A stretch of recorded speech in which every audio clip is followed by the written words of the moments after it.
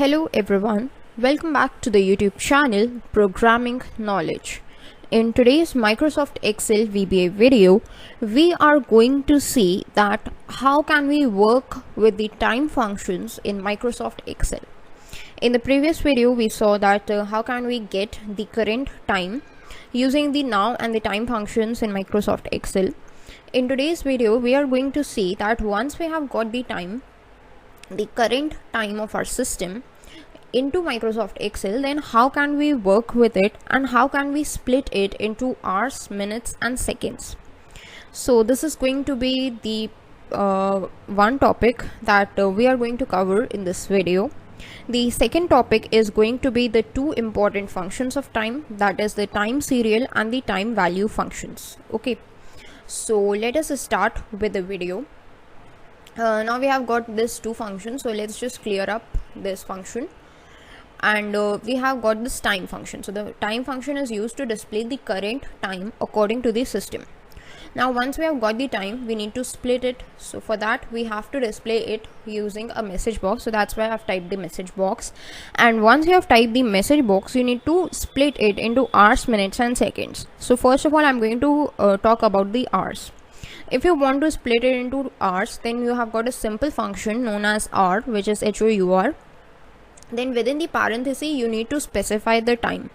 So to specify a time, simple, you can write TIME time. That will give you the current time, and whatever is the hours part of this current time would be shown through this message box. So let's try and run this piece of code. First of all, we get this whole time because of this first statement written, this time function. And then the second thing is we got this time in the form of hours, that is 10. If you must have remembered, it was 10 minutes, 10 hours and 15 minutes something with this time function. So through the hour part, we got only the time in hours. Okay. Now if you want it in the minutes and seconds, then we have got similar functions to them also. If you want minutes, then we have got a function called minute. It also has the same format as the hour function, that it expects TIME time. And let's just copy it and paste it for the seconds as well, because its format is also same, but instead of minute, the function name is second, like this. Okay, now if we run it, this is the whole time, 10 hours 15 minutes 45 seconds. If we click on OK, for the hour we have got 10, for the minute we have got 15, and for the seconds we have got 54. Why? Because the seconds are increasing, that's why we have got this 54 updated seconds. Okay, so that's how you can split the time into hours, minutes and seconds. And this was a format using this time function, which gives the current time. But what if you do not want for a current time, you want for a specified time? So for that, what you can do is simply just use this function. Message box hour is going to be same, but instead of time, you need to specify your custom time. Okay, so within the parenthesis, within double quotes, you need to specify the custom time. I am specifying this as 12:38 and actually 50.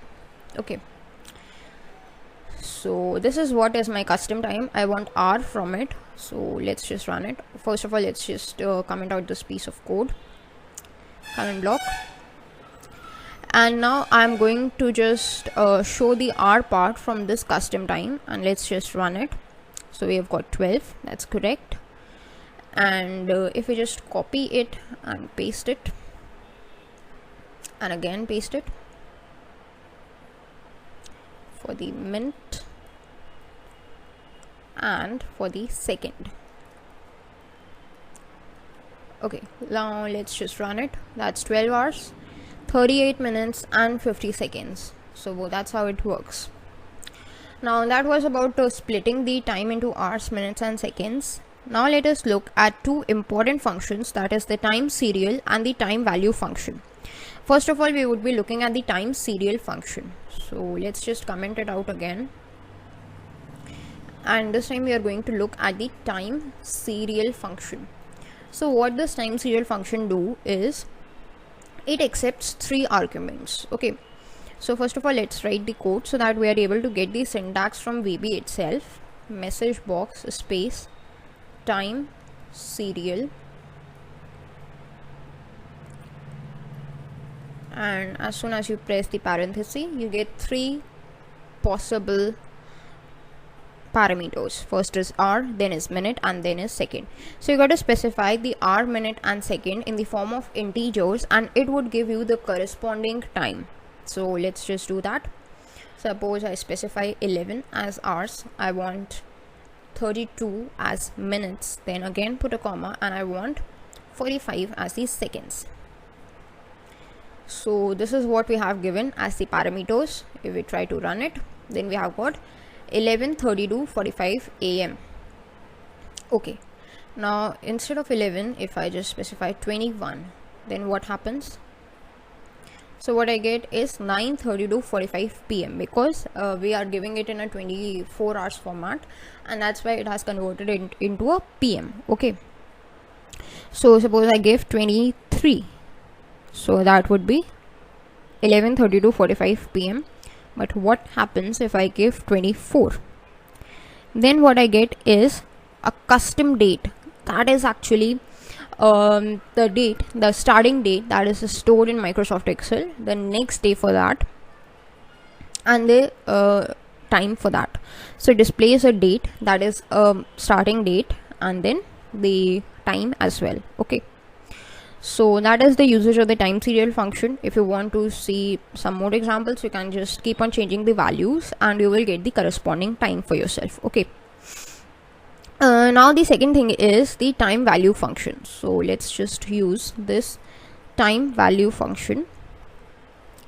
The work of this time value function is also similar to this time serial function only. The only difference is that instead of this integer value, it accepts the string values, okay, in a proper formatting. Let's just try it.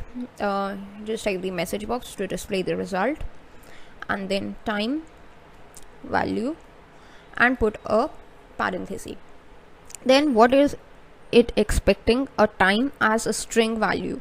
So you need to use the double quotes over here so that you can specify the time in the form of a string value, and you can specify anything that you want. Suppose I want to specify 12 and then put a colon to just separate it, like 12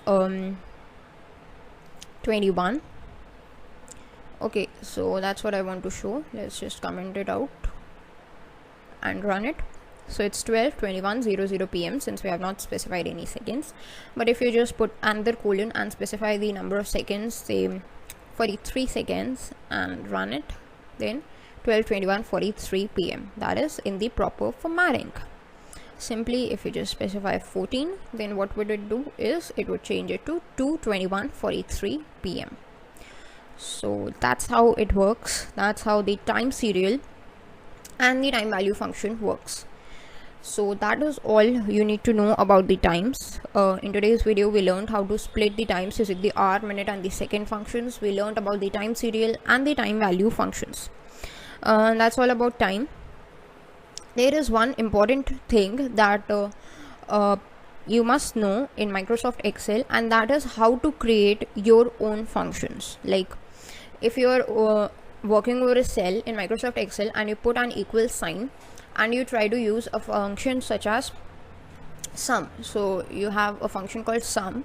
So this function is actually by default written by Microsoft Excel. But what if you want your own custom function over here? So how can you do that? So for that purpose, you need to create a function in Microsoft Excel, and let's see how can we create a function in Microsoft Excel. So insert a new module and let's name it as func for functions, and create a sub procedure as funcs. And then in this sub procedure, we need to create a function. So the format for that is you need to use the function keyword.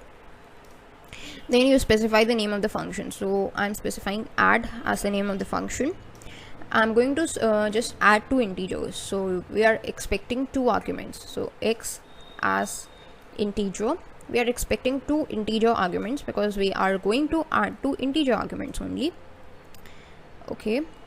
Then within the parenthesis you need to specify the number of the arguments along with its data type, and then again use the as keyword and specify the type that you want this function to return.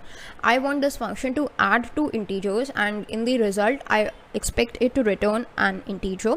That's why I've written this. And then you need to just end this function using this end functions option. Okay, and then what you need to do is whatever statements you write within these two would be the body of this function. So this body is going to be add equals x plus y. So that's a simple way through which you can actually create this function. Now if we just run it, okay, actually you need to write end sub here and run it. Okay, actually what happens is, if you just put an equal sign here and use add then you have got this function. You do not need to run it actually, but you have already got this add function over here. Put a tab, then it expects two argument. If you write 6, 8, now as soon as you press enter, you would get 14 as the answer, and that is absolutely correct. Now I have removed this end sub from here because we do not need it. This end function is going to actually end these things. That's why we do not need an end sub over here, and that's how the function works. That's all for the video. Thanks for watching.